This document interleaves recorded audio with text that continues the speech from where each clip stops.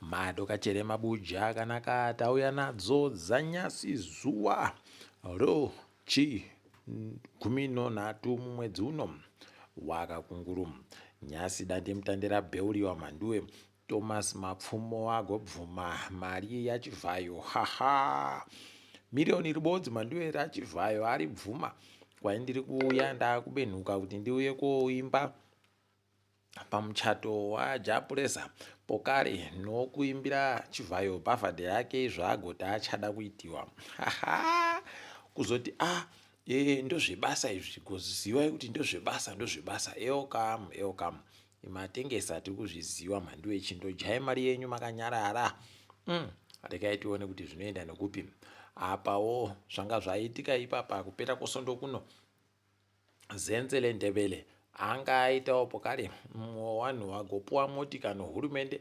akaitambira achimhanya aribe kunongewa mhanduwe tikati right apa paita kunyangara apa regai tione zvedu kuti wanoipedza sei asi ibvai mandoziva mhanduwe kuti pache ndokuita kweZimbabwe paribe zvokuti tinoitira tese pabodzi aiwaba pache regai tione zvedu kuti zvinoenda nokupi apa wamunangarwa wagobuda manje izvezvi wakuti aiwa maMP akakona ndaitoringira kuti wachaita zvawakaita zvokuvhotera Cape 3 kuti ienderere mberi nekutoti ipapa kwai aiwa kuregai kufunga kuti ndezvangu basa kana kuti ndezvangana kwai zvinhu zvomunhu wese tese takandobvumirana pabodzi pokuti ndozvatida kuita mabuja aiwa tiri pedu tega mhanduwe tiri tega chaiyo zvinoita kuhwadza regai tione kuti inopera yakaita sei pokare kuti ichaperera kupi ipapa wamunangarwa nyasi waikaka uyu Major General Richard Rwondo aiwa wamuika hawo munondoziva kaa kuti wanenge waino manzwi akawanda makuru akanaka okureketa kuti kwai anga ari munhu musvino regai tizvinyarare mhanduwe chedu kutetekera basi ndokunyepai zvinenge zvaakiitika zvinhu pawapedza kuika iye Major General yu wabva waenda kosangana namambo Ndamase wamampondo wokuSouth Africa pokare namambo Misizulu womazulu wokuSouth Africa waari kuuya koringana nawo wachita katombo kanyai panhau iyoyo kudzinga wabva kure kubva muSouth Africa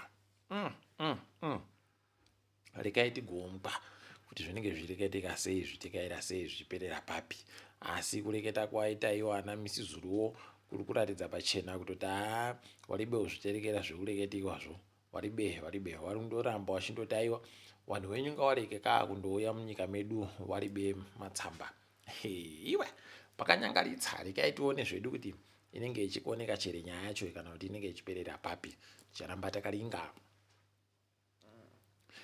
kwai kumasvingo panonzi paBondofu mhanduwe kubva paboekazi dombo ziguruguru rakanzi ndorogoridhe riya manhoko yaye ipapa kwai vanhu vari kunonga mhanduwe rakaputika goridhe yei zvirikuita kunakidza nokuti kwedu mumakaa richasvikawo rino wakomana muputikiro warakaita iwoyo kana chiri chokwadi chiri kureketiwa chokuti kwai vanhu vari kutotora kuita kirogiramu ribodzi mhanduwe uchindotora zidombo racho bva randoburika rakazara kirogiramu iwe takazviona kumangoda izvi takundonamatira kuti pareke kuita futi zvowanhu zvokuchiyadzwa zviya mazviziva kaa nagweja regai tione kuti zvinoperera kupi tikundonamatira kuti vanhu vareke kupfa iko kuBondofu kwacho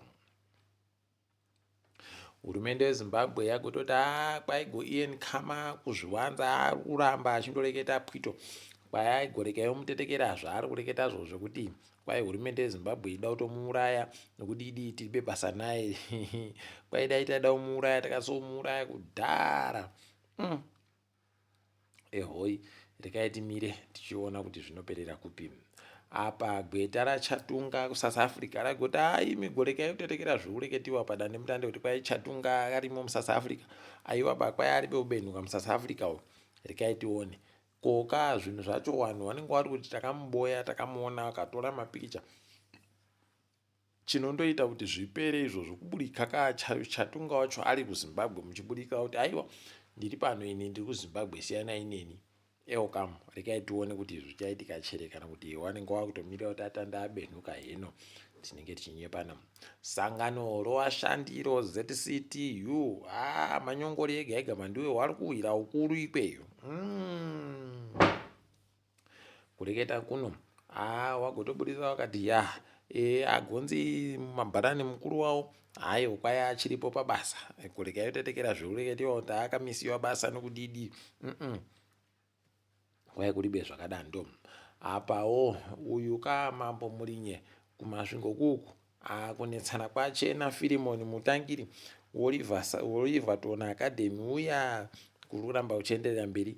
Filimoni yagohwina kudare kwaanga aendesa nyaya nekuti mambo uyo anga ati igouya kuno ndiri kuda inini pano. Akati aiwa iwe uri ani iwewe, rekai tione kuti zvinoperera kupi. Apa magetsi okuhange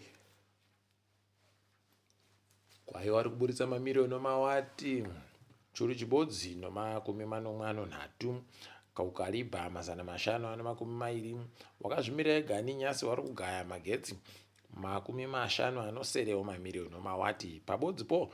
Churu chibodzi no 550 unoribodzi 1651 megawatts pachirungu.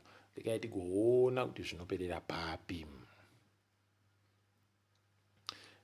Kambani yoDairy Board mandiwe inenge ida kutengesiwa. Kuno makambani 3 anozvikamu zviri 50 unoribodzi kubva muzana zvokambani iyoyi wari kutoti isusu takutoenda kotengesa.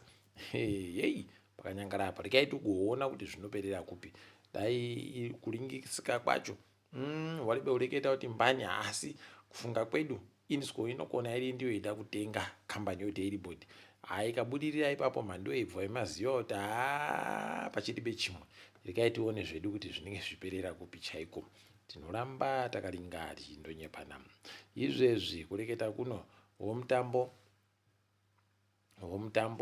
iyo mutambo yo white water rafting wari kufara fani. Tikati aiwa maita tusvinu wanzi wagoita nhamba yochina mandiwe panhamba dzonyika dzese dzopasi rese dzanga dziri kuita mutambo iwoyo. Tikati aiwa makorokoto. Tikaringa dzomutambo izvezvi bhora rakatambiwa kupera kusundo kuno. Emosi yakajiwa noDynamos noti 2-0. Herentals ikajiwa noHard Rock noti 2-0. Triangle ikajiwa noAgama nokabodzi 0. Simba bhora ikajawo Bulawayo Chiefs noti 2-0. Chicken Inn ikajamanika noti 2 kukabodzi. ZPC noHunters dzikaita kabodzi. Zvibodzi zvone FC Platinum noBhoso Highlanders kabodzi. Kepe yafara ZANU-PF nongezi Platinum 0-0. Warume rekai tiringe dziri kuitika pasi rese. Kambani yoDe Beers muSouth Africa mandiwe yati isusu tangomira kusenza nokutoti basa redu kuhadza chaizvo. Takutoita makore 2 takambomira kusenza. Apa ndokutanda kuparara kwenyika yaSouth Africa kuku mandiwe zviringai. Wari kutiwo mutengo womangoda aiwa kwai uchiri kuita bazvisvinu pasi rese. Saka tambomira rekai tione kuti zvinopera sei. Apa hurumende iri kufara fani iri kuti tagodzinga vanhu vanoita zviuru 53 53,000 pachirungu. Rekai tione kuti vanosvika kupi nazvo izvi. Ipapo pokare uyu kawo kwedu ari kunza akaponda yu kuBritain ndodhana chuma agonzi abenhuke kudare zuva re22 mumwedzi iwo uno.